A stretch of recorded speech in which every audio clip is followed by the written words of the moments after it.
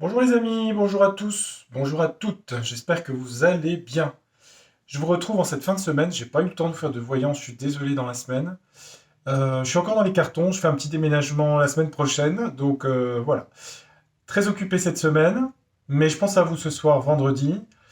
Alors, j'ai un petit peu réfléchi par rapport aux voyances, et puis je m'étais dit je vais revenir un petit peu sur des voyances historiques. Alors quand je dis voyance, c'est un peu canalisation, enfin bref. Et il y a un personnage qui m'intéresse, parce que j'étais en train d'écouter, parce que je m'intéresse beaucoup à l'histoire, et je pensais au personnage de Jeanne d'Arc. Alors pourquoi Jeanne d'Arc? Bah déjà parce que j'écoutais l'histoire de Charles VII, Charles VI, etc., le roi fou, et je pensais à toute cette histoire, cette période où la France se croyait perdue. Et alors, les historiens ont beaucoup parlé de Jeanne d'Arc par rapport à son parcours, qui est quand même assez mystérieux quelque part. Et donc, je voulais voir un petit peu les cartes qu'on pouvait nous dire sur Jeanne d'Arc, sur sa vie, son personnage, sa personnalité. Alors, je n'ai pas le thème astrologique parce qu'elle est née, donc c'est en 1412, donc on n'a pas la date de naissance exacte, hein, c'est environ. Et donc, c'est une jeune fille qui est morte à l'âge de 19 ans, le 30 mai 1431, pardon, 1431, et elle est décédée à Rouen sur la place du marché actuellement. Et elle est née à Domrémy-la-Pucelle, qui à l'époque s'appelait Domrémy, qui se situait à l'époque dans le duché de Bar. Donc c'était complexe à l'époque. Époque où la France existait de moins en moins. Donc on appelait le roi de Bourges. En fait, c'est un tout petit territoire. L'Angleterre possédait un énorme territoire et le duché de Bourgogne, le duc de Bourgogne également. Donc la France se retrouvait dans une petite position qui correspond à peu près au Val-de-Loire, des zones de l'Ouest en fait. Et Jeanne est venue dans l'histoire, elle est partie suite à des apparitions qu'elle aurait eues de l'archange Saint-Michel. Donc il y a une basilique à Domrémy, où je suis allé d'ailleurs. Et elle serait partie voir le seigneur de Vaucouleurs pour lui annoncer qu'elle avait un message pour le roi, qui était le dauphin, et qu'elle lui annoncerait quelque chose d'important. Et donc, c'était le Seigneur de Vaucouleurs qui était juste à côté, c'est la région de Lorraine, hein, toutes ces zones-là. Et elle est partie, elle a réussi à les convaincre, elle était jeune quand même, elle est partie retrouver le dauphin pour lui dire que Dieu l'avait choisi, qu'il était le roi.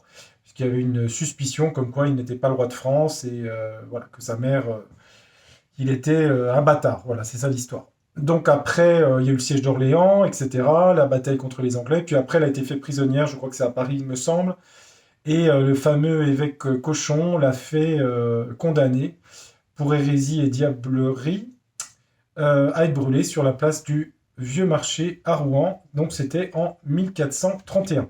Voilà, je vous donne par mémoire un petit peu ce que j'ai pas révisé d'ailleurs, entre parenthèses. Je pense pas me tromper, les détails je peux pas vous les donner, je suis pas Franck Ferrand ou Stéphane Bern, donc je vais pas vous donner tous les détails. Mais moi ce que je regardais c'est en voyance. Donc c'est un sujet qui change un petit peu de l'actualité politique, économique, etc.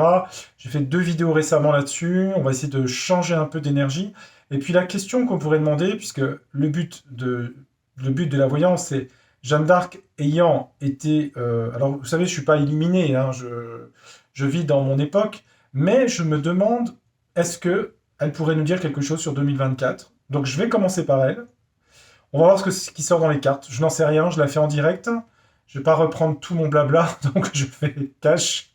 Je sais pas refaire. Donc je vais descendre la caméra. J'espère que vous allez tous et toutes bien. Merci de votre fidélité sur la chaîne. Et je ferai la semaine prochaine une vidéo sur des perspectives de novembre et également des perspectives pour 2024. L'arrivée de Pluton en Verseau au mois de janvier, on va revenir un petit peu dessus. Voilà. Allez, je descends la caméra et on regarde. Allez, hop. Voilà, on est bien. On est bien, on est bien. Ouais. Bon, ça va. Allez, on va regarder un petit peu. On va regarder dans OH ce qu'on peut nous dire sur la personnalité de Jeanne d'Arc. Donc on n'est pas évidemment sur de la prévision, vous vous en doutez. Je, je dis ça parce qu'il y a des gens qui disent bah si, on peut le faire, bien sûr, on peut le faire sur des défunts, on peut faire des tirages de cartes, bien sûr. Alors sur cette petite Jeanne, je dis petite, elle ne devrait pas être très grande, je pense pas. 1412, 1431, c'est ancien, c'est vieux. Dans l'histoire du monde, hein, par rapport à l'Égypte ancienne, c'est pas si vieux que ça au final. Tout va très vite. Allez, on va regarder un petit peu ce que les cartes peuvent me dire sur son caractère à Jeanne. Jeanne d'Arc. Jeanne d'Arc, on va prendre 9 cartes. Je ne vais pas regarder la coupe, je vais prendre directement 9 cartes sur elle. Allez, 9 cartes images, qu'est-ce qu'on peut me dire du caractère de Jeanne d'Arc?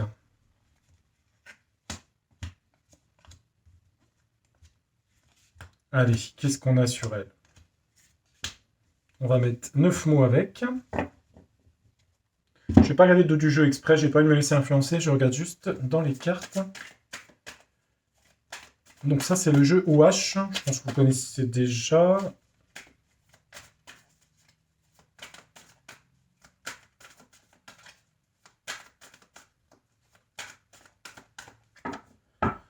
Alors, Jeanne d'Arc. C'est marrant parce que c'est un personnage de l'histoire qui a été beaucoup repris par la monarchie, après par la République, laïcarde. Ça a été toujours un personnage récupéré en fait par plein de gens. Mais au final, ça fait partie des mystères de la France. Jeanne d'Arc, qu'est-ce qu'on peut me dire sur Jeanne? Jeanne, comme dirait Lanvoulzy, Jeanne. Il y a 2 cartes qui sont venues. Allez hop, je les prends au même endroit. Allez, on va regarder.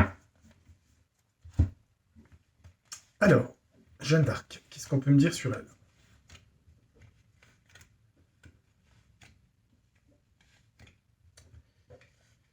De toute façon, le roi Charles VII l'a trahi à un moment donné, il l'a abandonné, hein, c'est sûr. C'est le duc de Bourgogne qui l'avait récupéré, qui l'a livré aux Anglais via l'évêque Cochon, puisque la Normandie appartenait à l'Angleterre à l'époque. Rire, elle aimait rire et apprendre. C'est quelqu'un qui était dans l'humour et qui aimait beaucoup étudier. Étude. Donc c'était quelqu'un d'intelligent. Et c'est quelqu'un qui aimait rire. Mais elle était jeune en même temps, hein. Rire et les études ici. Si vous voyez de l'encens, c'est normal, j'ai mis de l'encens. Hein. Si vous voyez des fumées. Elle attendait quelque chose. Attendre de se reposer. C'est quelqu'un qui ne se reposait pas beaucoup. Attendre de se mettre au lit, vous voyez ce que je veux dire? Attendre. Sûrement quelqu'un d'épuisé physiquement. À l'époque, les voyages à chevaux se faisaient à cheval, évidemment. Hein, ça devait être très compliqué à cette époque-là. Attendre de se reposer. D'accord. Bah, de son vivant, elle ne se reposait pas, en fait. Hein. C'est ça qu'on me dit. Se libérer d'eux. Se libérer, peut-être au niveau de la culture, peut-être du monde agricole. Ici, c'est quelqu'un qui avait sûrement une ambition de faire autre chose, vous voyez. Elle venait d'un milieu agricole, dont Rémi Lapucelle, donc peut-être se libérer d'un travail, peut-être de labeur à la campagne. Ok, quoi d'autre? Honte. Alors, on va le remettre au Moyen-Âge, hein, parce que là, on a un bureau. On a un bureau, un siège ici. Alors, elle avait des hontes, honte de quelque chose, ou elle faisait honte à quelqu'un.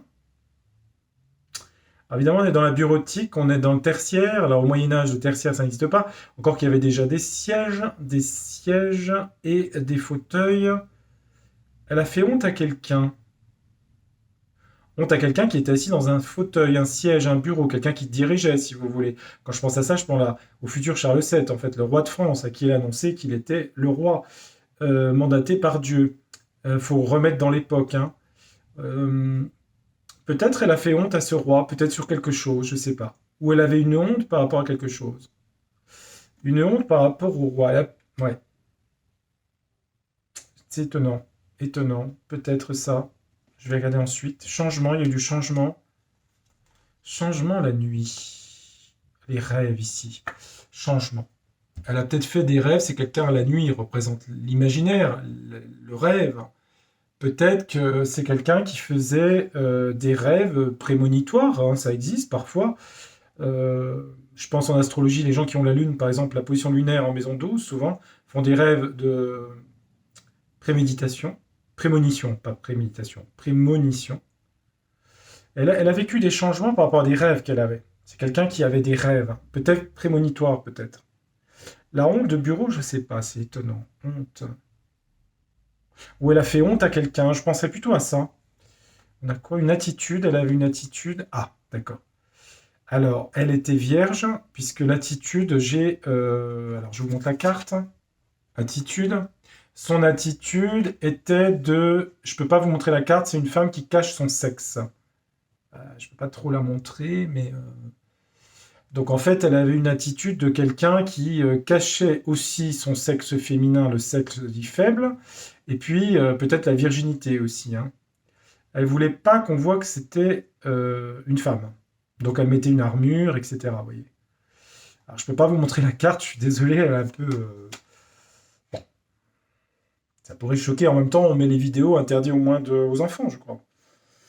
Bref. Alors, quoi d'autre? Ouais, elle a eu beaucoup de soucis. Pourrir et la fourmilière ici.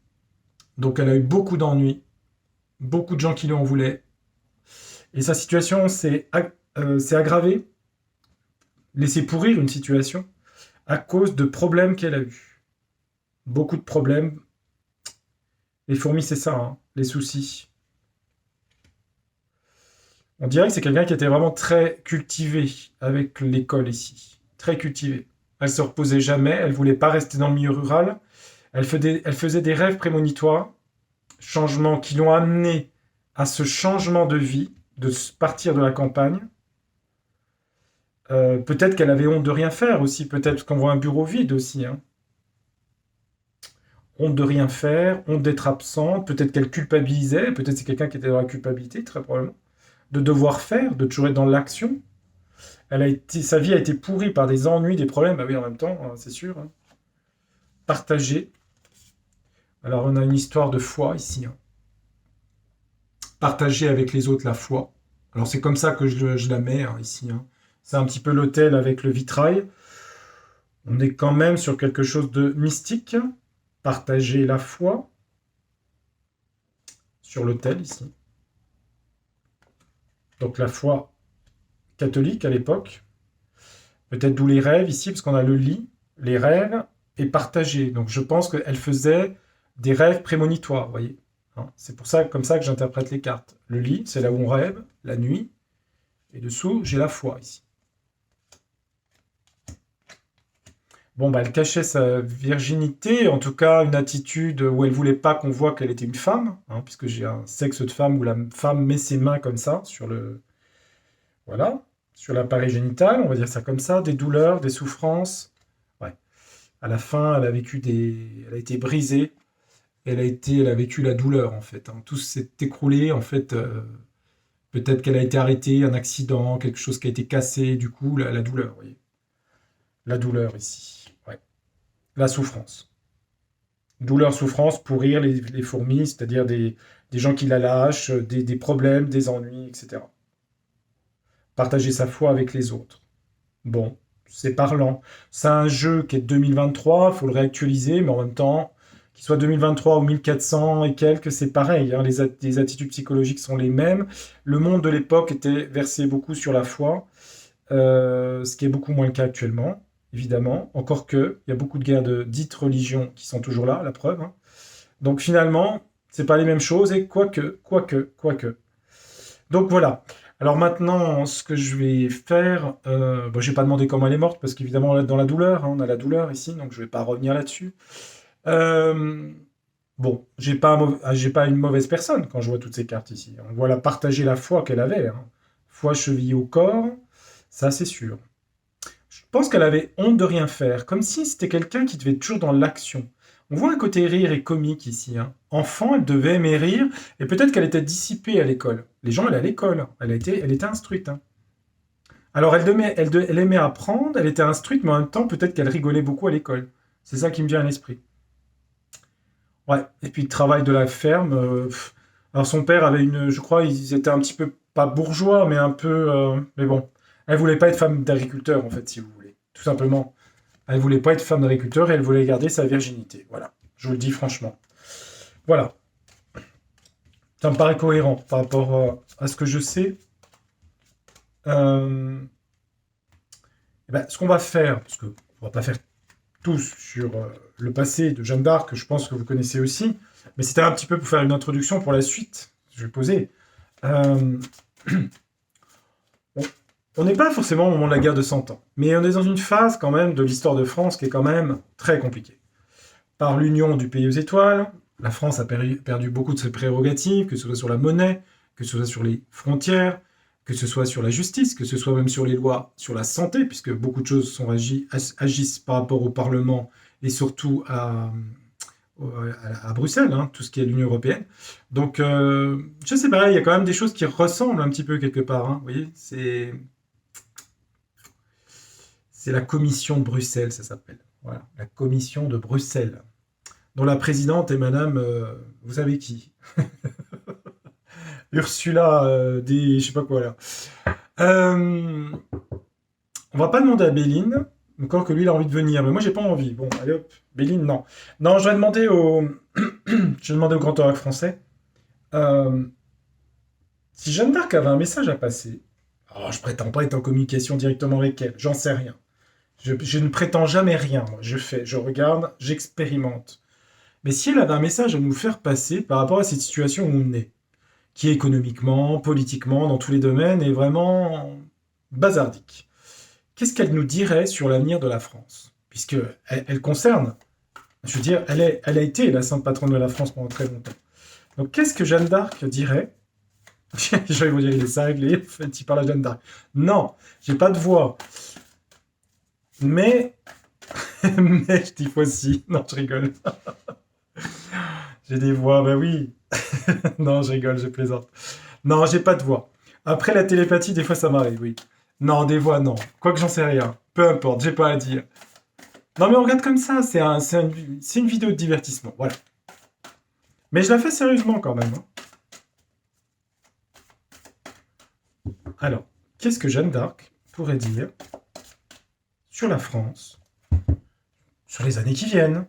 Est-ce que ça va mieux aller? Est-ce que c'est une guerre vous voyez ce que je veux dire? Qu'est-ce qu'elle pourrait nous dire? Je demande à elle, personnellement. Personnellement. De toute façon, les historiens n'ont jamais rien compris à son histoire. Hein. Ils ont beau avoir dit c'est ci, c'est là, machin, ils n'ont rien compris. Hein. Il y a quand même quelque chose de mystérieux dans tout ça. Bon, alors, qu'est-ce qu'elle pourrait nous dire en 9 cartes? Jeanne d'Arc, qu'est-ce qu'elle pourrait nous dire si... Qu'est-ce que va devenir notre pays? La France. Et là, je reste France. Chaque pays a son... Guillaume Tell, c'est la Suisse, etc. Et d'autres. Hein. L'Allemagne est beaucoup plus récente. La Bible de Gutenberg, non, je rigole.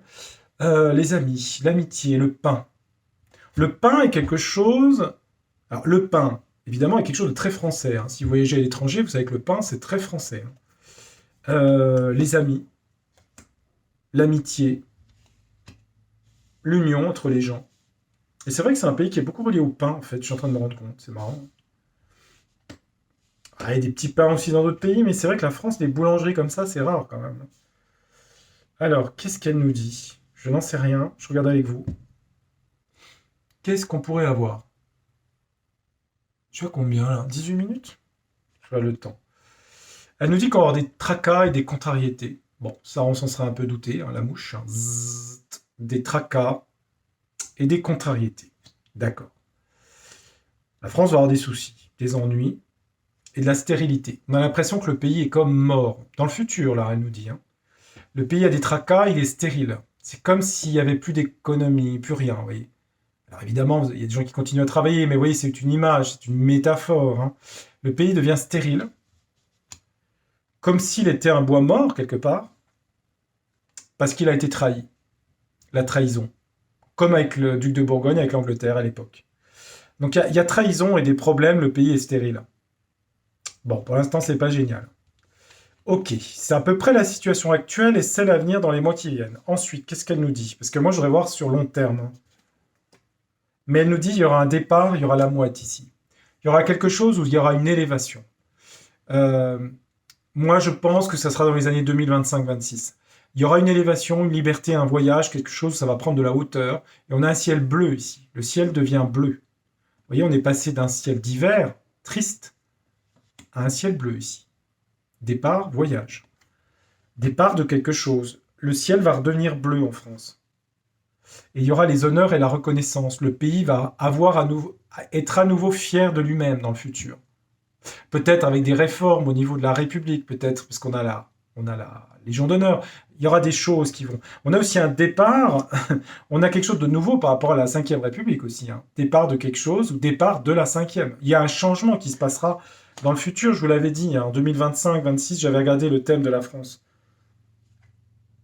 Et il y aura du repos et de la mise au vert des campagnes françaises. Donc, si vous voulez, d'une situation de tracas, de stérilité, d'arbres morts et de trahison, on passe du départ, les honneurs, la reconnaissance et la campagne. Et les campagnes vont être mises à l'honneur, d'ailleurs, entre parenthèses. Hein. Campagne mise au vert, ici. Hein. Comme si le pays reverdissait, parce qu'on est quand même sur des cartes, vous voyez, de printemps. Alors que là, on a des cartes pourries, hein, en gros. Hein, vous voyez. Voilà. Donc, ça ira mieux. Comment? Je ne sais pas. Peut-être grâce au pain et aux amis, aux unions. Ensuite, on a quoi? On a la gloire et les honneurs sur le chêne, ici. Donc, vous voyez, on a quand même des belles cartes. Hein.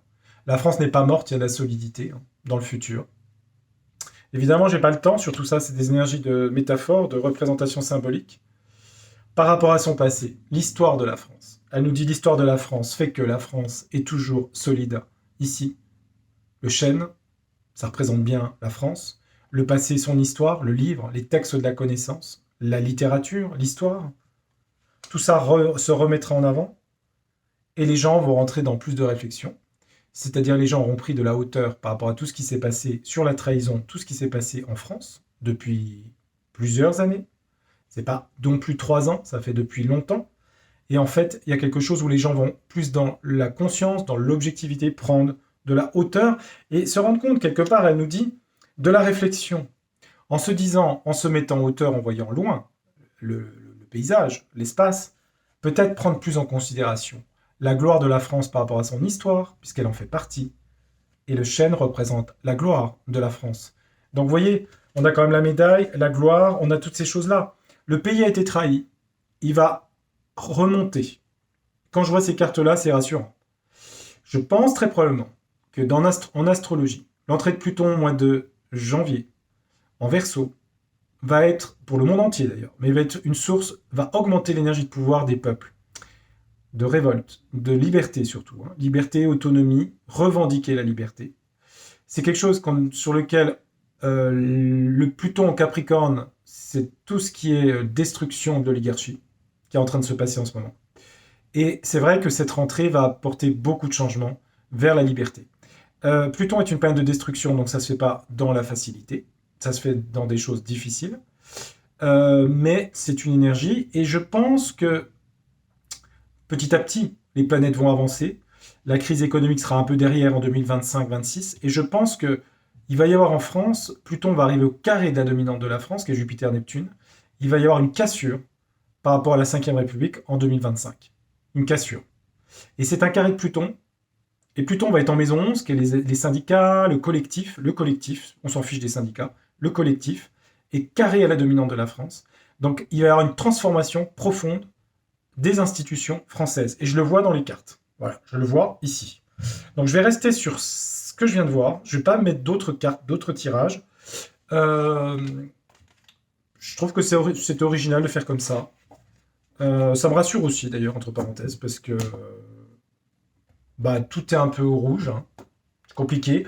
Mais je me dis que finalement, on a l'impression que ce qu'il y a après est beaucoup mieux que ce qu'il y avait avant. Et il y a la chance derrière. Regardez. Voyez. Alors évidemment, il va falloir en passer par une crise éco, hein, mondiale d'ailleurs, entre parenthèses, hein, des changements sur les BRICS, le dollar, la dédollarisation, des effets tertiaires, quaternaires de ce qui a été fait depuis 3 ans, etc., etc., etc. Vous savez, les amis, on fera avec tout ça. Hein. En même temps, la force spirituelle, c'est ce qui fait tenir les gens. C'est ce qui fait tenir les gens. Et je pense particulièrement aux enfants qui ont été assassinés au Proche-Orient. Voilà, et je leur dédie cette vidéo modestement et je leur envoie toute mon affection. Je sais qu'il y en a beaucoup qui sont partis. Et d'ailleurs, tous les gens qui souffrent, mais particulièrement à ces enfants à l'hôpital. Moi qui ai travaillé dans les hôpitaux d'enfants, j'y suis très sensible. Voilà, je vous embrasse, je vous dis à très bientôt sur la chaîne. Merci de votre fidélité et je vous retrouve dès la semaine prochaine, lundi ou quand j'aurai le temps. hein, quand je serai sorti un peu de mes cartons, tout ça. Je vous retrouverai avec plaisir. Allez, je vous dis à très bientôt. Tchuss, portez-vous bien, faites attention à vous et vos familles. Au revoir.